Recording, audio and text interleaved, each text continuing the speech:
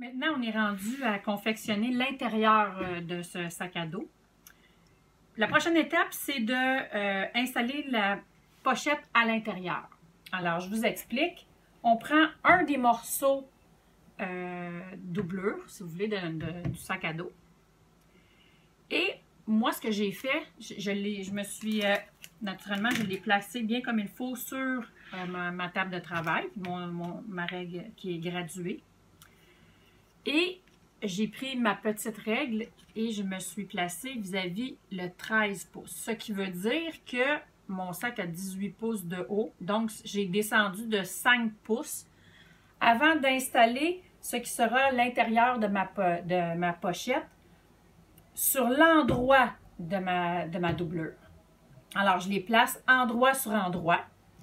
Ensuite, ici, vous voyez, ça, c'est le rebord de ma pochette. Je descends de 1 pouce et je fais une ligne et j'arrête 1 pouce avant la fin de ma pochette. Donc ça a 10 pouces de large. Ça fait que ce que ça veut dire, c'est que je vais avoir fait une ligne qui a 8 pouces de long. Ensuite, là, je vais m'approcher pour vous montrer de plus près, pour être certain que tout le monde voit bien. J'ai fait une ligne, j'ai refait une autre ligne en bas. Donc, à 1/2 pouce de ma première que j'ai fait une autre ligne. Fait que ça, ce que ça fait, c'est que ça fait une boîte. OK? Donc, ça fait un rectangle. Ici, à 1/2 pouce de cette ligne-là, j'ai fait un point. Et là, je suis venue faire une ligne comme ceci. Fait que ça fait comme un triangle. Là, ce que je vais faire, je vais aller faire le tour, une couture tout le tour de ce rectangle-là.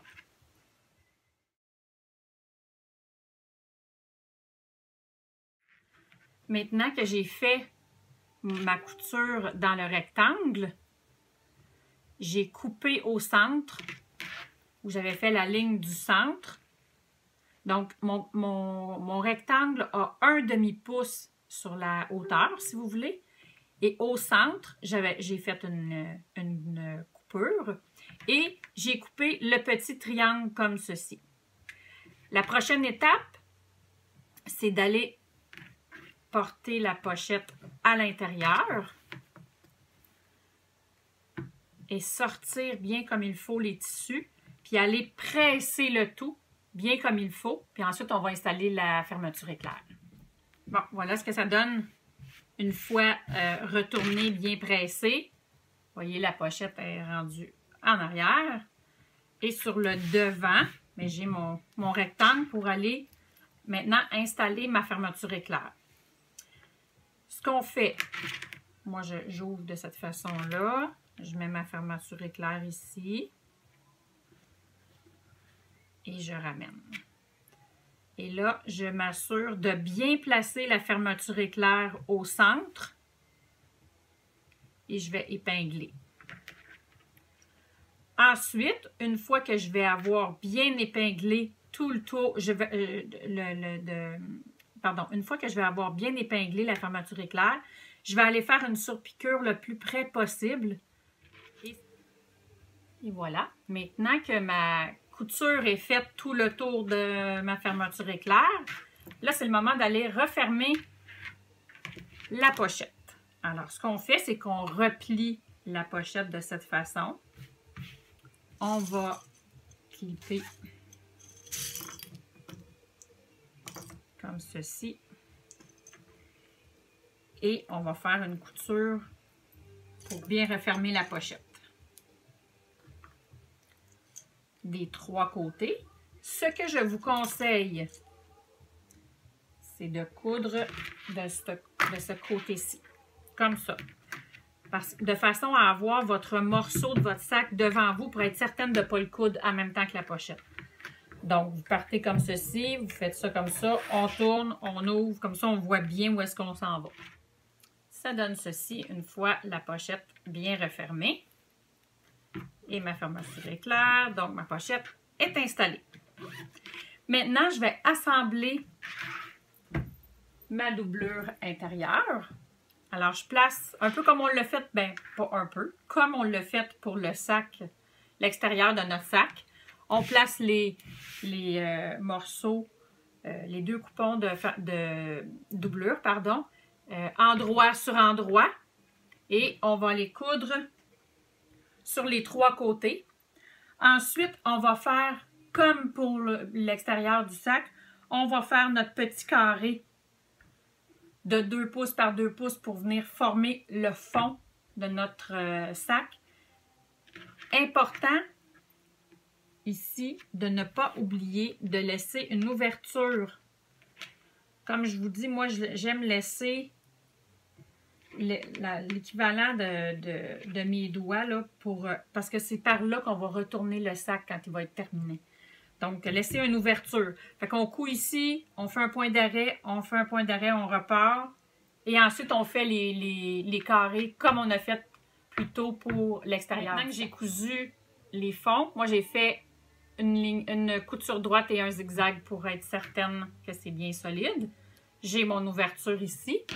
Je laisse ma doublure à l'envers et je vais entrer mon sac, l'extérieur, si vous voulez, de mon sac dans ma doublure en prenant soin que le rabat soit à côté sur le dos. D'accord? Alors là, on fait comme ça. On entre bien le sac, on va aller bien placer ça au fond, les coins dans le fond. Et on va aller placer couture à couture ici et l'autre couture et on va aller bien placer. Ça donne ceci là avant d'aller coudre. Vous voyez, j'ai pris couture à couture et ensuite j'ai clippé là, à d'autres endroits pour être certaine que les 2 tissus entraient bien un dans l'autre. Et là, je vais aller faire ma couture. Une fois ma doublure fixée à l'extérieur de mon sac, je vais venir ici où est l'ouverture dans ma doublure et je vais sortir les coins de mon sac. On va retourner sur l'endroit et là, ça va être le fun de voir le beau résultat. On y va tranquillement pour ne pas déchirer le tissu de l'intérieur. On tourne comme ça. Je voulais vous le montrer parce que c'est le fun quand on tourne de voir le résultat. Voyez. Ce que je vais faire maintenant, sortir mes petits coins. Tout est beau. Voyez. Et là, je vais prendre mon ouverture ici. Je vais faire une couture droite ou au zigzag. C'est selon ce que vous préférez. Pour bien refermer ma couture. Ensuite, je vais replier comme il faut, presser et faire une surpiqûre dans le haut de ce qui sera le haut de mon sac. Maintenant que ma surpiqûre est faite, mon sac est presque terminé, il me reste à installer le passe-cordon. Qu'est-ce qu'on fait? On a besoin d'un morceau de 3 pouces de large par 30 pouces de long. Et on va le plier endroit sur endroit. On va coudre le bout le long du morceau, mais on va laisser au centre une ouverture d'environ 4 à 6 pouces. Fait que si vous voulez, vous le pliez comme ça. Puis là, au centre, ici, on va laisser une ouverture d'un 4 à 6 pouces. Ça va aller bien pour le retourner sur l'endroit après. Donc, on coud les bouts, on coud jusqu'à une ouverture, on passe et on coud de l'autre côté. Et ensuite, maintenant que j'ai fait ma couture aux extrémités et le long jusqu'à mon ouverture, je vais retourner mon cordon mon passe-cordon sur l'endroit. Je donne mon petit truc à moi. On prend comme ça, je prends comme ça de chaque côté. Je rentre ma couture à l'intérieur. Comme ça. Et à l'aide de mon petit bâton ici, mon petit pinceau, je vais rentrer, une fois que c'est parti, là, regardez comme ça.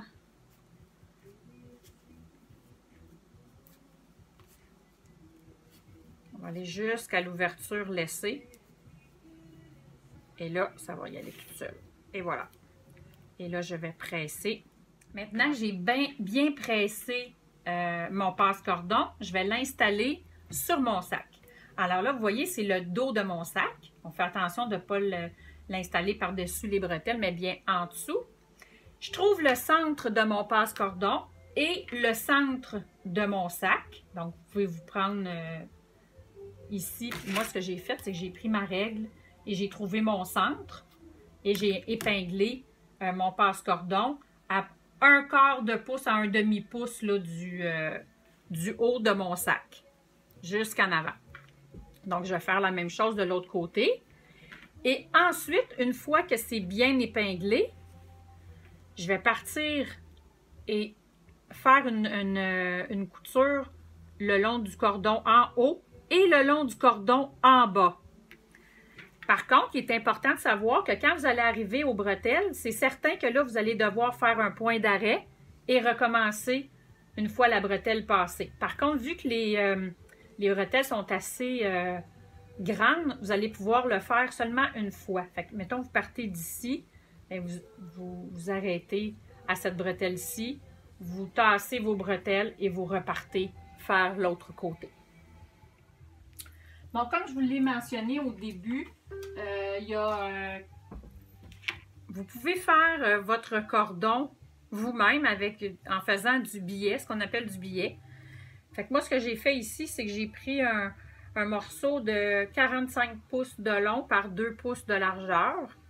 J'ai replié le bout. Ensuite, je l'ai plié en deux sur la longueur et j'ai pressé. J'ai ouvert mon tissu et j'ai replié chacun des côtés au centre, comme ça.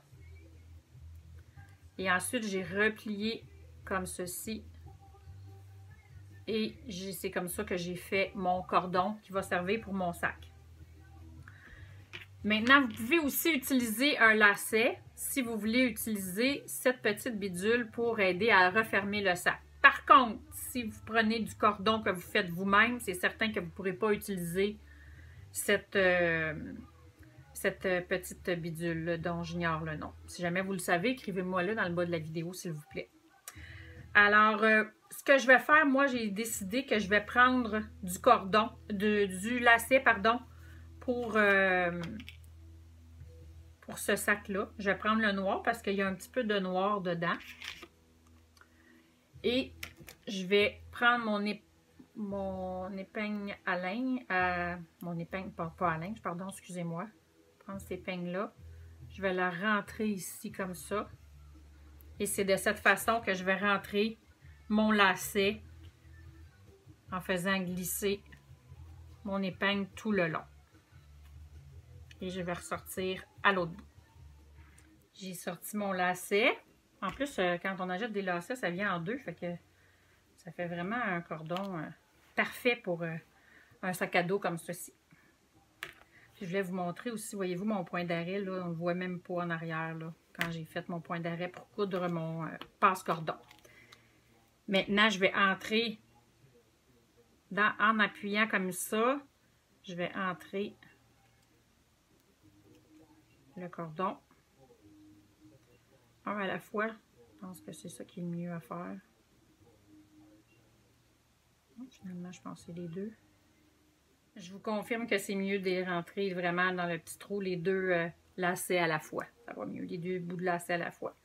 Et là, c'est sûr que les premières fois, il faut vraiment l'aider à fermer. Mais vous allez voir qu'à force de l'ouvrir et de fermer, le tissu va comme amollir et ça va aller bien pour refermer comme ceci. Et là, on peut mettre les lacets qui dépassent dans le sac et fermer le velcro comme ceci. Et ça donne ce joli sac à dos pour enfants. Si vous avez aimé mon tutoriel, je vous demanderai s'il vous plaît de bien vouloir faire le petit pouce en l'air. N'hésitez pas à le partager et abonnez-vous à ma chaîne pour recevoir mes prochains tutoriels. Je vous remercie et je vous dis à très bientôt.